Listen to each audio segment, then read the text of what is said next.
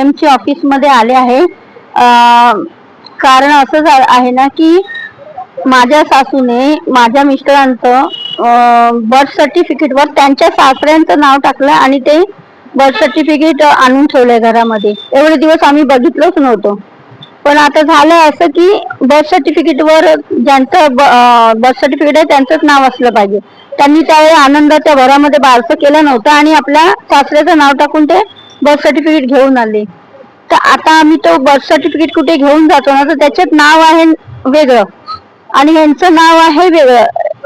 तर त्याच्यामुळे आम्हाला इतका त्रास होतोय ना की विचारून सोय नाही. तर कधीही कुठलाही फॉर्म भरताना किंवा BMCचं काम असेल किंवा कुठल्याही क्षेत्राचं काम असेल तर फॉर्म व्यवस्थित वाचून सही करा.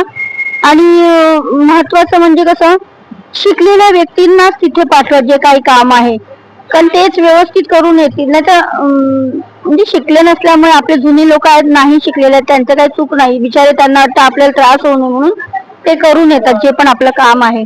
पण त्याच्यामुळे नंतर आपल्याला खूप त्रास होऊ शकतो. साधं म्हणजे फॉर्म भरल्यावर छोटे छोटे स्पेलिंग मुळे पण आपलं सरनेम चेंज होऊन जातं, आपलं आडनाव बदलून जातं, एखादा अक्षर पण चेंज झाला ना तर बदलतं. मग त्याच्यासाठी पण खूप नाचकाम करावं लागतं. त्याच्यामुळे व्यवस्थित शिक्षित व्यक्ती जाऊन फॉर्म भरून कुठे चुका झाल्या स्पेलिंग मध्ये किंवा काय ऍड्रेस मध्ये सर्व चेक करूनच सही करून सबमिट करा. असंच तुम्ही घाईमध्ये कुठलेही पेपर सही करू नका. कारण आज मला काही गोष्टीसाठी खूप फिरावं लागतंय, त्याचा अनुभव म्हणून मी तुम्हाला सांगते. आणि त्यातल्या त्यात गव्हर्नमेंटची कामं तुम्हाला माहिती आहे, त्यांच्याकडे जोपर्यंत 100 वेळा फेऱ्या नाही मारणार तुमचं काम होणार नाही. आणि आमचंही तसंच झालेलं आहे. तर मी तिथेच आली आहे. तर तुम्ही ही चूक करू नका.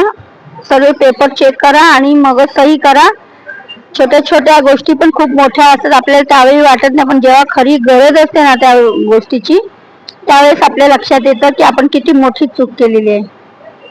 बाय, नमस्कार.